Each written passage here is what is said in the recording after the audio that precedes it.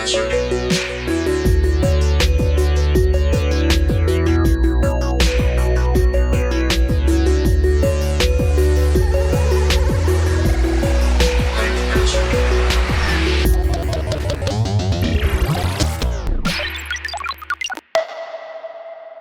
to Hype Hazard, your source for exposing the tech behind the hype. Today's technology landscape often reflects the dangers of overpromising and underdelivering, leaving consumers craving more value to match these sensational investments. Now, this show is all about helping you navigate the noise in the tech landscape. We're unraveling the hype and looking deep down under the hood to help you contextualize emerging tech trends and identify where the actual opportunities are. So if you are a pragmatic innovator, a cautious explorer, or a discerning executive, this podcast is for you. But before we jump into today's technologies, yes, you heard me right, we've got multiple today, let us introduce ourselves. I'm Jamie Szymanski. And I'm Jessica Grootman, and we are the founders of Kaleido Insights, a technology research firm analyzing how data and emerging tech impact consumers, businesses, and society at large.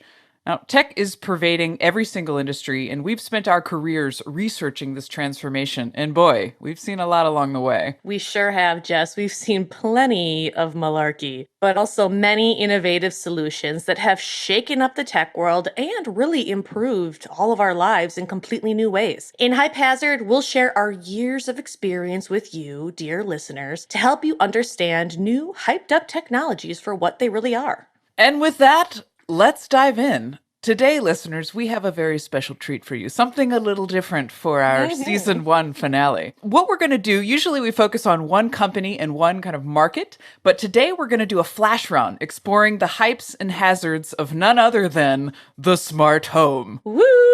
Now, smart home today is about 35% penetration. That means, in the US anyway, households are defined as having one smart home device, about 35%. So still pretty early days. And when you think of smart home, you might be thinking of like big tech companies, which we don't typically focus on in this podcast. But today we're just going to focus on the smart home gadgets rather than the behemoths. Now, we'll cover some of those more later on in the next season, but we're going to take a tour of the home. So let's get into it. We're going to go from room to room. This is going to be fun, Jess. Here we go. So where do we start when we get into a home? Usually, I don't know about you, but we go to the bathroom. So we're going to start with the bathroom today. Yes, great. All right. So Willo is the name of a connected toothbrush. Now, this company doesn't actually call itself a connected toothbrush. It calls itself a toothbrushing robot. I had to choose this for that reason. Now, this thing looks kind of like a humidifier. It doesn't even look like a toothbrush. It looks like a box. This box has a little tube attached to it. That tube has an animated mouthpiece that is custom fit, by the way, on the end. Mechanical actions power the bristles. There's a little smart ring. It's smart because it has an identity and an actual personalized profile attached to it. So this smart ring attaches to the mouthpiece, attaches to the tube, and there we go. The tube actually, powers a rinse liquid. We don't call it toothpaste. This is part of the trend with, tech. We give it a different name. And so what do? You push a button, you put the mouthpiece into your mouth, you flip it over to do the bottom, and you're done. So this is the future of toothbrushing, or a toothbrushing robot, as Willo would call it. Now, you might be wondering, well, why? Or secondly, you might be wondering, well, how much then? So Willo costs $199. Ooh, boy, that's pricey for a toothbrush you can get for $5. And then it's not done, Jamie. You have to pay $13 a month to receive your rinsing pods, as well as mouthpieces every 3 months. Because no smart home device is complete without having a subscription model attached to it. We all know that by now. Now, this company is pretty new. You may or may not have heard of them. They have, however, already received $17 million in funding, so something there. They have launched in 2021, April of this year, so brand new. They already won Time's Best Innovations of 2020. They filed more than 50 patents on this thing. 30 of them have been granted. So they're riding on a lot of hype, a lot of kids and technology, inclusion, kind of ease of toothbrushing, effectiveness of dental care to everyone, although I'm not so sure with that price point. Well, exactly. And I'm really glad that you bring up kids too, because that seems to be their major, market that they're going towards to try to help kids brush their teeth better. But I couldn't find anything in terms of if it actually works any better than manual or electric toothbrushing. I saw some things they had out there about the effectiveness. I think it was 42% to 46 for manual to electric, but it did not list what this toothbrushing robot does for children. It says smarts. So what they're talking about is it comes with an app. The app has a coach. You can play games. It creates awareness. You improve your brushing style by paying attention to areas that you weren't thinking about as you brushed. Now, how much are our kids going to actually abide by such a game or such a coach? Maybe remains to be seen. I think the parents will use the apps more. I mean, I was dying reading some of these reviews for Willo, though, Jess. From the kids themselves, there was a 9-year-old girl who said, it just feels pretty lazy, honestly. But it was like a good thing for her, she's like, I just pop it in my mouth and it does it. So I think that's interesting. I don't know. I was looking into this just a little bit. I knew that you were going to take the lead on Willo here, Jess, and I just had to roll my eyes because I think it's this sort of, God, when does this constant monitoring of children, like where does it end? It's screamed helicopter parenting to the max to me. And, you bring up the kind of elephant in the room here is around children's data privacy. In our country, right. The only real data privacy rule that exists or law is COPPA, the Child's Online Privacy Protection Act. And there have been studies, we haven't seen a study specifically around Willo, it's far too new, but there have been many studies on this in the past showing that most companies do not abide by this rule on the books, particularly when it comes to partitioning out children's data.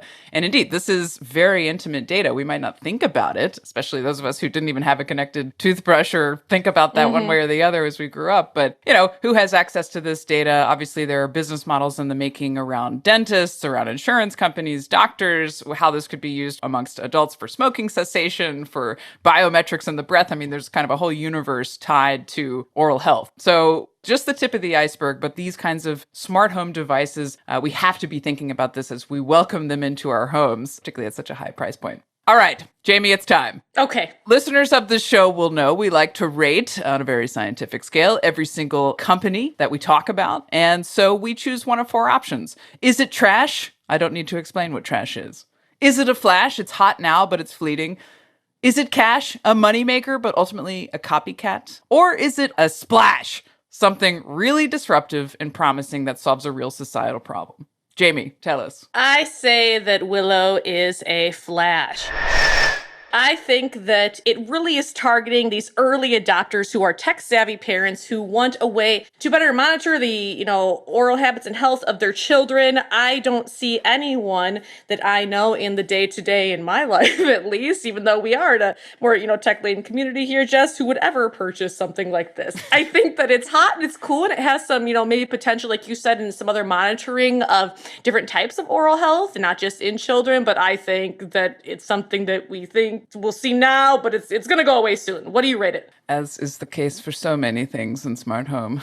Hot now, but fleeting and gone. All right. I said trash.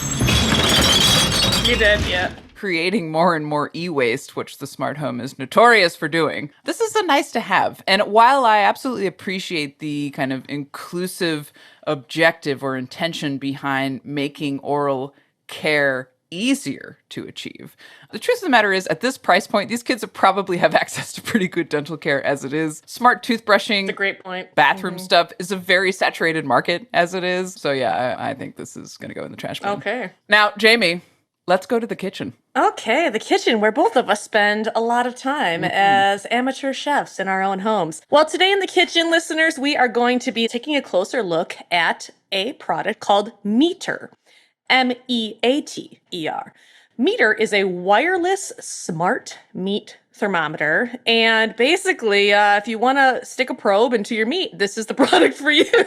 Just what I've always wanted. Yeah, you keep asking for that. So basically, you stick this long silver probe with a little sensor on the end of it into whatever meat you're cooking, and then it connects via Bluetooth to an app that gives you instructions to ensure that that piece of meat is cooked to the proper temperature. Now, it does this through 2 sensors. It has the internal sensor that is on the tip of the probe that sort of lives inside the thickest biggest part of the meat, and that measures that internal temperature. But most importantly, and this is what, if you read a lot of the reviews and even just the new technology of it, the ambient temperature is also measured. So that shows you what the temperature is either in the pan or in the oven or on the grill right next to the meat. So there are various ranges and price points in terms of what you can pay for it to do different things. It's particularly based on the range of the thermometer itself. So how far can it reach your phone? So the original, if you wanted that, it's 33-foot range is $70, all the way to this large block that includes 4 sensors, because apparently you are now running a home kitchen where you have a lot of people coming over and you have 4 large pieces of meat you need to put sensors into. So it has 4 of them in a block. But the most important thing about this block is that it has a display right on it so that you don't have to connect your phone, because that is one of the biggest gripes that I have heard about Meter, is that it is so difficult to try to get your phone connected to it. It continually cuts out in range. And people don't want to have to be monitoring an app constantly. Let's say you're having a barbecue, you're having people over. You don't want to have to be glued to your app to make sure everything is cooking fine and getting alerts through your app. You want to be able to have a display monitor to walk through. Beyond that, a little bit more about the app. It connects to what they call Meter Cloud. So it's a meat cloud. I mean, a meat pro, but a meat cloud. It's great. And you can monitor your cooks from anywhere. So let's say you have to run to the grocery store and you have a roast in the oven. You can monitor anywhere from internet connection, so you can have somebody at your house to adjust the temperature or cooking style at home. This app is pretty cool, though. I mean, you choose the type of meat, you choose the cut, you choose the weight, you choose your cooking method, and then once you insert the probe, it gives you advice as well. And I guess this is where, the sort of smart comes in from Smart Home, is this guided cooking system they have. And that's where a lot of the hype is through as well. It's something that typical thermometers do not offer, even digital thermometers, and it walks you through the cooking process. So it says, when to turn it, when things are getting a little bit too high, when to move it from direct to ambient heat.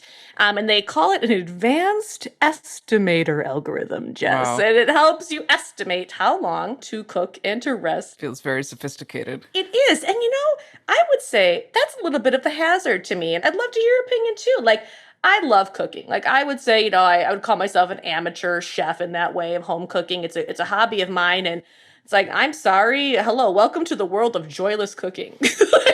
You thought cooking was an art form?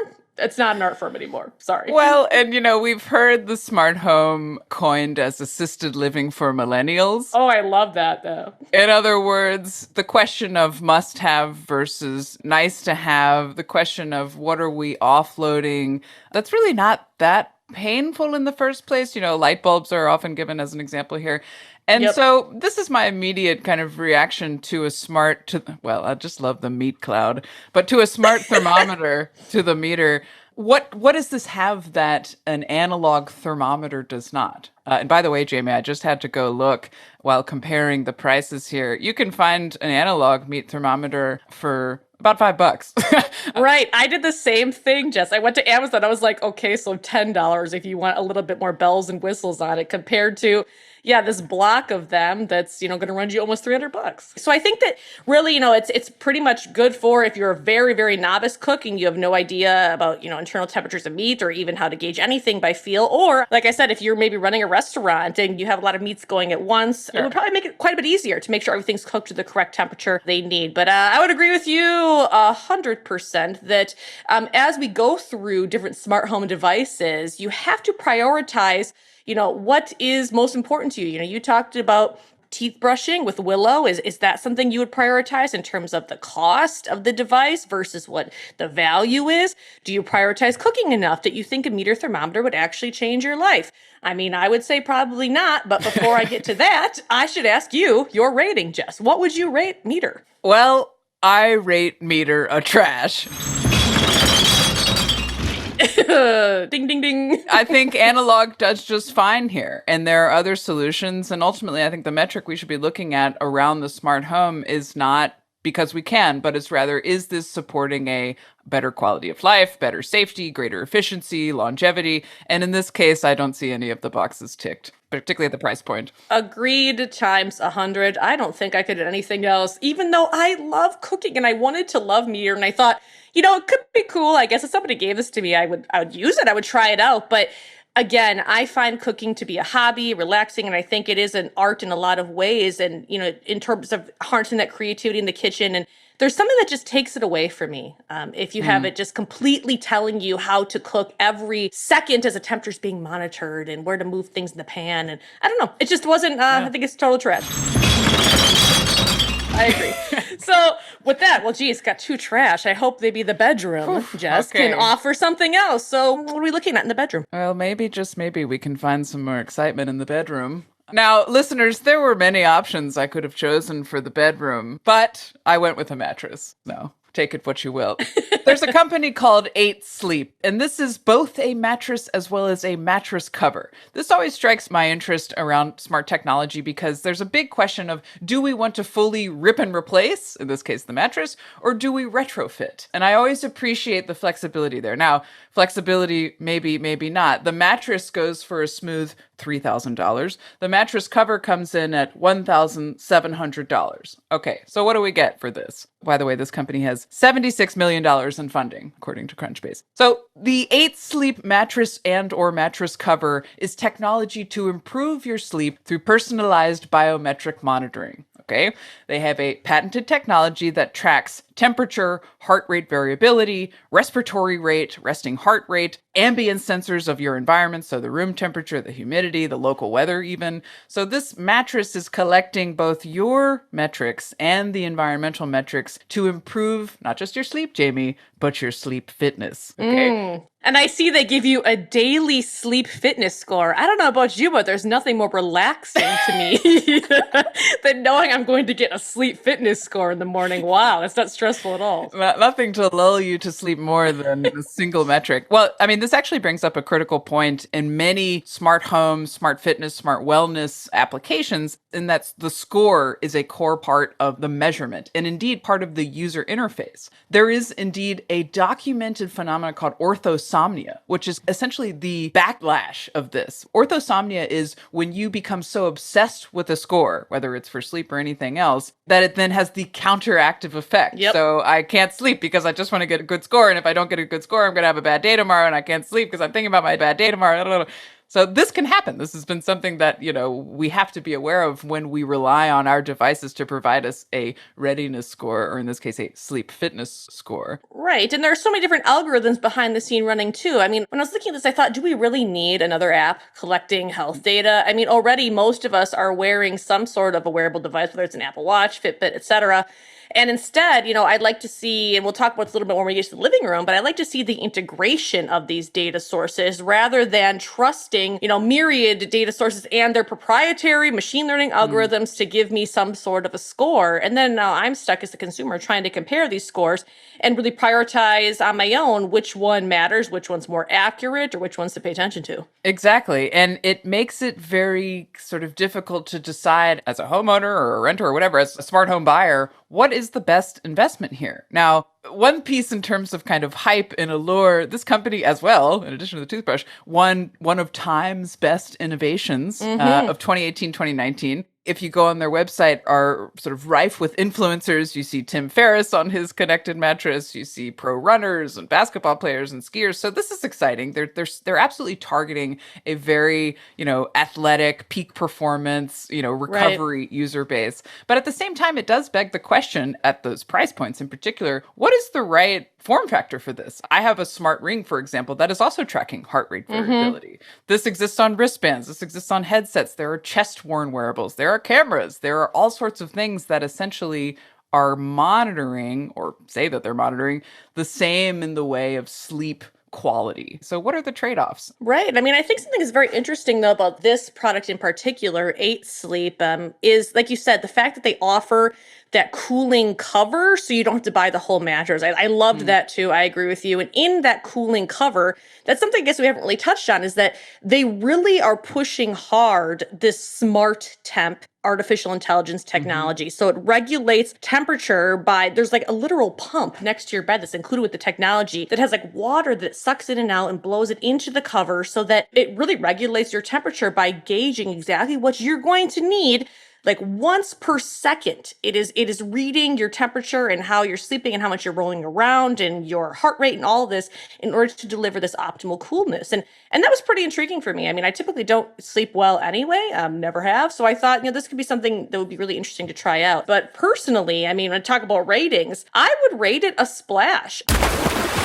I think just based on that technology with offering the cover separate from the mattress, and that it's this, cooling, intelligent, smart temp AI technology using 1.5 terabytes of data to train it. I think that this really has potential to disrupt the sleep fitness market in a way that other technologies wouldn't. I do think, though, that the app and what it collects in data, that's nothing new. But the technology itself of the product, I do believe it is. What do you think? Fair enough. I gave it a flash. Okay. Pun intended, there is a very cool factor to this. Sleep is crucial, that we are digitizing sleep and learning how to better optimize it for wellness and health and everything else. There's so much innovation happening in this space, and I grant you that EightSleep is a really good example. Now, where it lost me was on both the costs, the level of data sensitivity that's part of this, as well as is it the right design for the problem? Given that we know that sleep is a holistic point of wellness. Well, if all of the information is just based on a mattress, how valuable can it ultimately be? True. So, next, we travel to the living room. All right, our final room of the house that we'll be exploring today, the living room, and we are looking at a company in this room called Mirror. Mirror is literally a mirror. Mirror, mirror on the wall. Who's the fittest of them all? It is the nearly invisible home gym offered to you, of course, by Lululemon. It is literally a full-length mirror that you can mount on your wall or put against your wall. When it's not turned on, it looks like a mirror. But when you turn it on, it is a fitness app. You basically work out 2 pre-made workouts and live trainers, if you so choose, to your reflection and the trainer and your data as they're shown on screen. So you can imagine, right now you might be familiar with watching a workout video. Well, this is a little bit different in that you are watching a reflection overlaid onto a life-size trainer workout video. You can also work out against friends or other people that have a mirror. It's powered by this pretty advanced camera technology that monitors your form as you're doing it. It syncs up, which I love this. There's now a new data stream. It syncs up with any existing wearables you have. So, I'm used to monitoring all my data on my Apple Watch. Well, it syncs right up to that to make sure you're, reaching, optimal heart rate and things like that.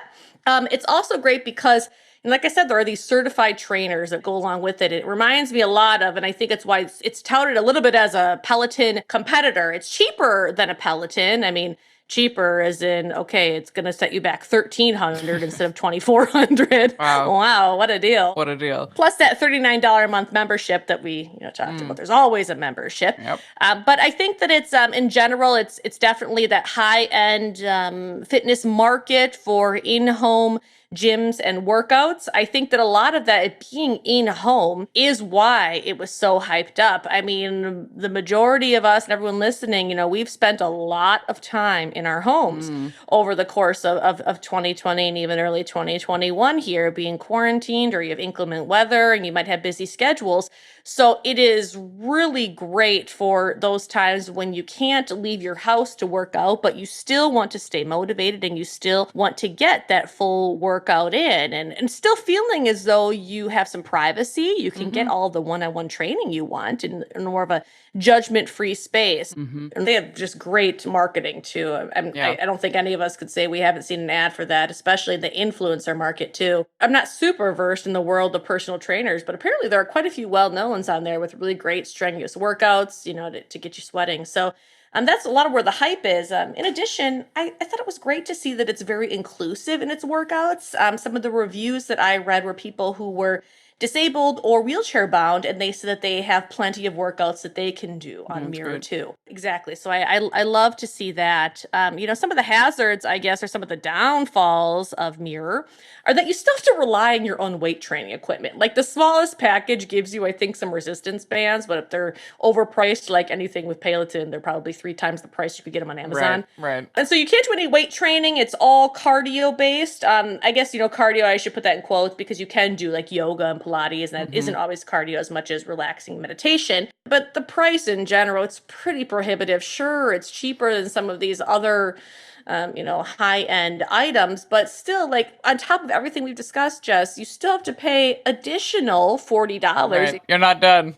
Yeah, any one-on-one training, 30 minutes, $40. And I'm consistently asking myself, is it really a device you can't live without? Right. You always have to weigh the existing options. In this case, it would be going to the gym, going outside to work out, maybe watching an exercise video, or a myriad other apps. I mean, there are a lot of apps out there that you can do on-demand workouts the way it is. So is it really worth succumbing to this IoT mania, especially in the case of Mirror? This is the first device we've discussed today, Jess, in the smart home that has video and audio capabilities. So if you want to do that one-on-one with your trainer, if you want to work out with a friend, you have to turn the front-facing camera on. And yes, it comes with a front-facing lens cap. I love that. I saw that. You can buy one. Right, you could buy a lens cap or put a Post-it note over it, if you're like any of us. But, ooh, boy, you talk about data privacy. It's funny because I'm not sure if you saw, but Mirror stays awake if you don't close out the app on your phone. Right. Which is a good lesson for us all, as is often the case, right, with apps. But when we bring them into our home and they have a hardware, interface, it's easier to forget in a way than it is on a mobile phone, where if you don't close an app, it continues to run and collect data. The same is true for your device in home. I thought it was hilarious that they actually sold to their end users a privacy little cap. Privacy cap. Step in the right direction, I guess, although if you look at their privacy policy in terms of data collection, it doesn't detail at all what it does with audio and video data. It doesn't say if it's being saved. It says that they, will share anonymous personal data for marketing, but we've both seen too many studies that show how easy it is to de-anonymize that kind of data. It also gets to, it gives a nod to the category blurring that happens with smart mirrors. I couldn't help but think of, Black Mirror, but also just smartphones generally. Phones are the least of the functionality when we think about smartphones. But of course, that name has stuck because originally they were phones. Well, the same may or may not be true here, where a mirror is just the tip of the iceberg in terms of what this thing does. That's its analog role. But in fact, it is about sports. It is about health. It is about appearance as you are training. It is obviously about the camera. Now, what I think is interesting here is that when we think about in-home health and content, fitness itself is only one category. True. Now, this company was acquired by Lululemon, so we assume, and their strategy would tell us, that they're going to continue to compete in the health space, and they're obviously competing on, personal trainers and gym content, this kind of thing. But when we really think about the broader opportunity of a multifunctional mirror, it is vast, and it is absolutely part of the connected healthcare trend of, content simulation, of smart agents. There's a lot of kind of adjacent technology trends that could roll into a smart mirror. Right. That are not really part of this today, but maybe for a competitor. Including smart home monitoring. I'm thinking about some of the potential downfalls, which, like we said, listeners, we will get more into smart home in season 2, but I'm definitely thinking about some of the past court cases with even using data that's been ambiently collected from Alexa, for example, to be used to, incriminate people in different ways. And I think, man, if you have this mirror, this smart mirror that can, maybe double as a monitoring device, what doors does that open up for consumer privacy of data and legal concerns? So to be seen yet. Nothing I've seen quite to this point yet in the news for Mirror itself, but there are a lot of related products, and so it'll be really, really interesting to see. The last rating then, Jess. What do you rate Mirror as our wrap-up of our quick round smart home review? I rated Mirror for all its bright, shiny, a big old cash. This is big business. Fitness is big business. Fitness at home is bigger business than ever. Lululemon bought this company for a smooth $500 million. That said, I think there is a potential for deeper disruption, particularly around healthcare and accessibility and simulated content that has other competitors waiting in the wings for that splash rating. So I gave it a cash. What about you? I agreed that Mirror is a cash as well.